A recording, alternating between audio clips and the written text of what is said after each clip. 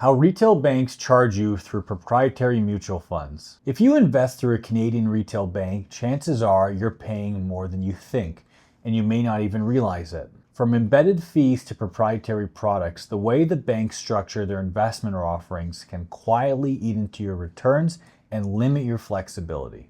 Today, we're going to break down how retail banks charge their clients through proprietary mutual funds, how this differs from working with independent wealth advisors, and what you need to consider before making a switch. Welcome to the channel. My name is Eric Silvaggi. I'm a wealth advisor with Aegis Wealth Management, a part of Wellington Altus Private Wealth.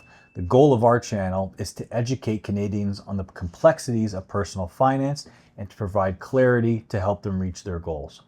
If you're new to the channel, make sure to subscribe and click the like button. Let's talk about mutual fund fees, proprietary products, and how to make sure your investments are working for you and not just your bank. How retail banks use proprietary mutual funds. Most Canadian retail banks sell only their own proprietary mutual funds. Funds created, managed, and distributed by the bank itself. These funds are often labeled with the bank's name, like Bank A Canadian Equity Fund or Bank A International Bond Pool. Why do they do this? It keeps assets in-house. It generates recurring revenue through higher management expense ratios, MERs. It allows the banks to control the product shelf and incentivize advisors to sell in-house products. In many cases, bank advisors are not registered to offer ETFs or individual stocks. The result, clients often end up with 100% proprietary fund portfolios with limited transparency and flexibility. How mutual fund fees work. Understanding the MERs.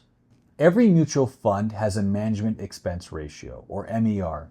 This is the total cost of owning the fund, and it's deducted automatically from your returns. MERs include management fees for portfolio management and trailing commissions, operating costs like accounting, custody, and legal fees, taxes, HST or GST.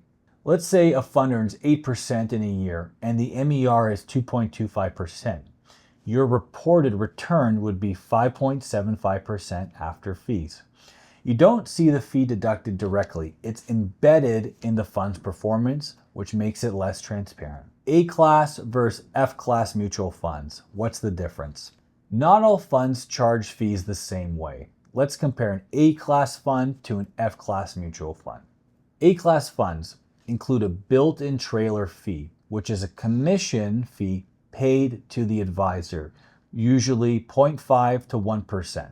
Fees are embedded in the MER, less transparent and often more expensive. F-class funds, no trailer fee. Advisors charge a separate, clearly disclosed fee, 1% for example.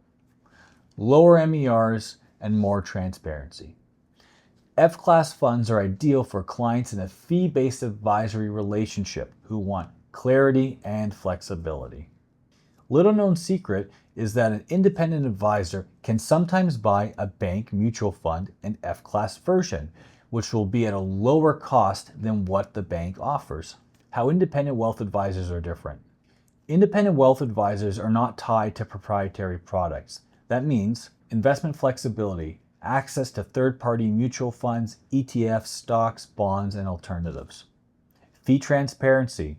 Clients pay a clear management fee, not hidden commissions, lower product costs, especially when using ETFs or F-class mutual funds. Tax efficiency. Advisory fees on non-registered corporate or trust accounts may be tax deductible. This model aligns the advisor's compensation with your success, not with product sales. What to consider before switching firms. Think about switching from a retail bank to an independent advisor. Here's what you need to watch out for. Proprietary funds can't always be transferred in kind to another institution. If you hold these funds in a non-registered account, trust, or corporate account, selling them could trigger a capital gain and a tax bill. First, check your holdings. If you see fund names like Bank A Canadian Equity Fund, ask if they're proprietary private client funds. Second, ask if the fund has a FundServe code. If it doesn't, it likely can't be transferred to another firm. Third, if the funds are in registered accounts like RSPs or TFSAs, you can usually transfer them without tax consequences. Before making a move, work with your advisor to build a transition plan that maximizes tax and maximizes flexibility. Retail banks offer convenience, but that convenience can come at a cost. If you're invested in proprietary mutual funds, it's important to understand how you're being charged and what your options are and whether your portfolio is truly aligned with your goals. Working with an independent advisor can offer more transparency, lower fees, and a broader range of investment choices. But it's critical to plan your transition carefully. If you found this video helpful, give it a like, subscribe, and drop a comment if you have any questions about mutual fund fees or switching advisors. Thanks for watching, and we'll see you in the next video.